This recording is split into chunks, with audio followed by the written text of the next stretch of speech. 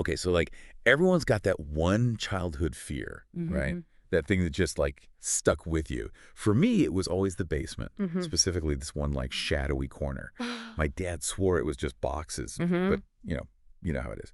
But anyway, the source you guys sent in, the Stomper, this is next level. We're talking about someone whose childhood fear wasn't a what, but a who. This like presence, a feeling that followed them around. And what's wild is like, we're not just talking like monsters under the bed here. This gets into some seriously interesting stuff about, get this, surveillance and how the anxieties we have as kids, they kind of mirror real world issues in a way. That's true. So right out the gate, the source hits us with this vivid memory. It's almost like cinematic, you know? Picture this. Yes. You're a kid, room full of amazing toys, but every wall is mirrors. And here's the catch the lights. Only on the toys. So the mirrors are all dark, and you get this creepy feeling like you're on a stage, but you have no idea who's out there watching. It's so smart how this really gets at the way a child's mind works, you know, because they're just starting to make sense of the world. Oh, no. So anything unknown, anything just beyond their understanding, it's terrifying. Oh, absolutely. And mirrors, they're inherently weird, even for adults. Yeah, but they also give this illusion of like a hidden space, that other side of the mirror, familiar but unknowable, especially for a kid. Oh, 100%. Yeah. Like that feeling you get when you think someone's behind you, you spin around real fast, but no one's there.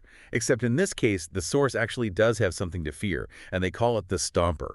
And it's described as constantly shifting, like almost impossible to really like picture in your mind. Interesting. Sometimes it's a monster, sometimes it's just this like shapeless dread, but always lurking.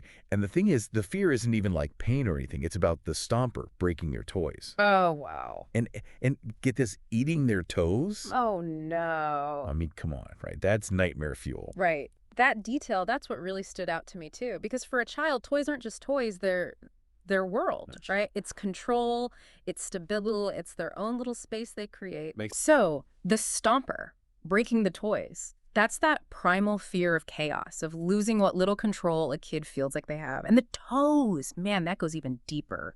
I mean, that's primal fear on a whole other level. It's vulnerability.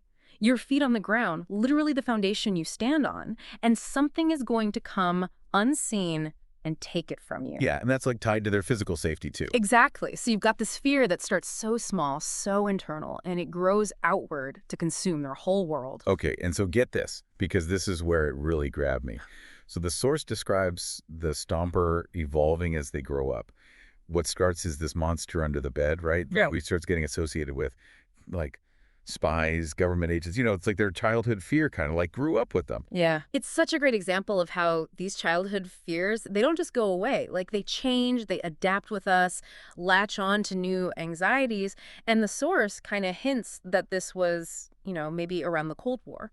Oh, interesting. So we're talking about a time when that fear of surveillance, it wasn't just some paranoia, it was everywhere.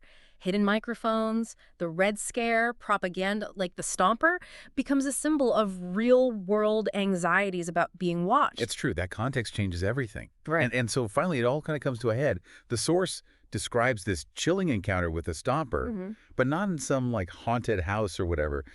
It was in an underpass in Moilili, actually. And it was just these malfunctioning lights. But for the source, it was like that moment of, aha, I knew it. I'm being watched.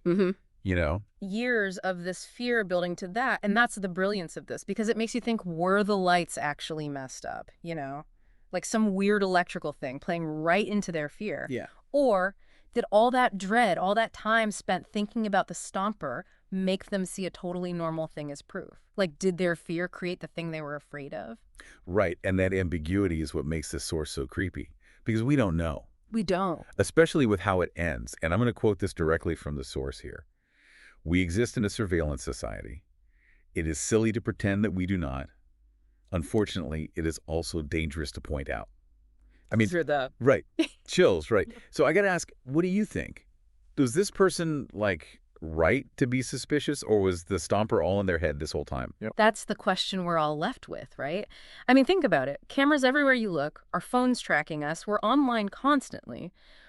Where do we draw that line between being rightfully cautious and just being straight up paranoid? I don't know. And even more, What's it say about us that we feel watched, even if it's just our own fears messing with us? It's something to think about next time you're walking under those flickering streetlights, right? You got that right. All right, everybody, that's it for this deep dive. Until next time.